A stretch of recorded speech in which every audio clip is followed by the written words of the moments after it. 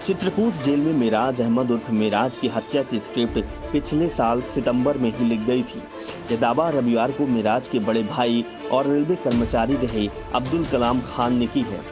उनका आरोप है कि मेराज की हत्या शूटर अंशु दीक्षित ने नहीं बल्कि एसटीएफ ने ही की है।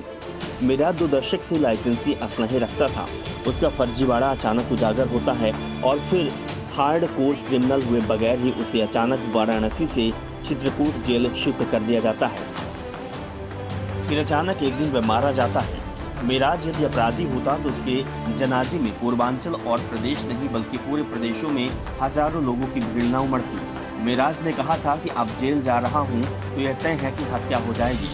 अब्दुल कलाम खान ने कहा कि मेराज के खिलाफ सितंबर 2020 में वाराणसी के जैतपुरा थाने में असलहे की फर्जी तरीके से नवीनीकरण कराने के आरोप में केस दर्ज हुआ।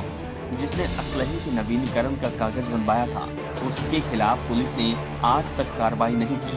पुलिस वाराणसी के अशोक विहार कॉलोनी स्थित मेराज का घर गिराने लगी तो उसने कहा कि भैया अब समर्पण करना ही उचित रहेगा। उसके समर्पण के बाद उसे जेल भेजा जाने लगा तो उसने कहा था कि अब यह तय है कि उसकी हत्या हो जाएगी। 20 मार्च को चित्रकूट जेल शिफ्ट किए जाते समय भी उसने कहा था कि उसकी आशंका उसे सब साबित होती है कि नजर आ रही है। जैसा उसने कहा था वैसा ही हुआ। मेराज के जेल बदलने का कोई कारण नहीं था। उसने न जेल में किसी की अभद्रता की और न ही खूंखार अपराधी था, लेकिन उन्हें किसकी हत्या करानी थी वे जानते थे। वाराणसी जेल में वह अपना मकसद हासिल नहीं कर सके। सुबह 10 बजे हत्या हुई तो शाम 6 बजे तक डेड बॉडी जेल में क्यों पड़ी थी। मेराज के भाई ने कहा कि पुलिस ने उन्हें कहानी सुनाई कि जेल में सुबह 10 बजे गोलीबारी की घटना हुई और उसके परिवार वाले शाम 5 बजे चित्रकूट जेल पहुंचे। वहां पता लगा कि अफसर मीटिंग कर रहे हैं और डेड बॉडी अभी भी जेल के भीतर पड़ी हुई है। अफसरों से बात की गई तो 6 बजे के बाद किसी तरह से मेराज सहित तीनों के शव पोस्टमार्टम हाउस भेजे गए। फिर कहा गया कि पोस्टमार्टम नहीं हो पाएगा।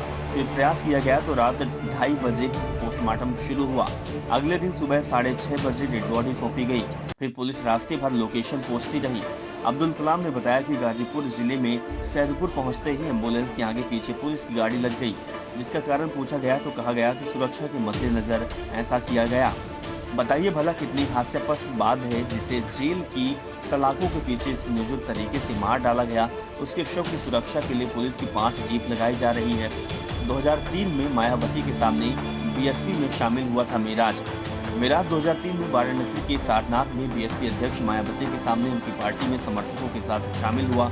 उनके पहले कभी उस पर शांति भंग के आरोप की कार्रवाई नहीं हुई थी। 2002 में अनिल राय की हत्या हुई। उसके बाद भी पुलिस ने मेराज का नाम साजिशकर्ता के तौर पर जोड़ा था, जिसके बाद किसी की हत्या या हत्या के प्रयास के आरोप में मेराज का नाम नहीं आया।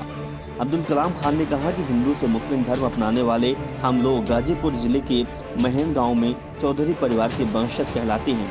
हम 5 भाइयों में 4 पुलिस और रेलवे के कर्मचारी हैं। मेराज को राजनीति से लगाव था।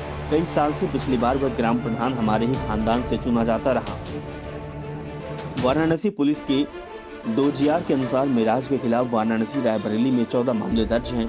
अब्दुल कलाम खान ने कहा कि सभी 14 केस पुलिस की ओर से मेराज के खिलाफ दर्ज कराए गए। आम आदमी ने हत्या, रंगदारी, लूट, डकैती, दुष्कर्म के आरोप में एक भी मुकदमा दर्ज नहीं कराया। पुलिस जैसे मुकदमा दर्ज कराती है या कराती है सबको पता है। खास बात तो यह है कि साल 2007 में जब मेराज के खिलाफ 13 साल बाद एक बार फिर पुलिस की ओर से 2020 मुकदमा दर्ज कराया गया। अगर मेराज इतना बड़ा अपराधी था तो आम आदमी की ओर से 2-4 केस तो उसके खिलाफ होने चाहिए थी।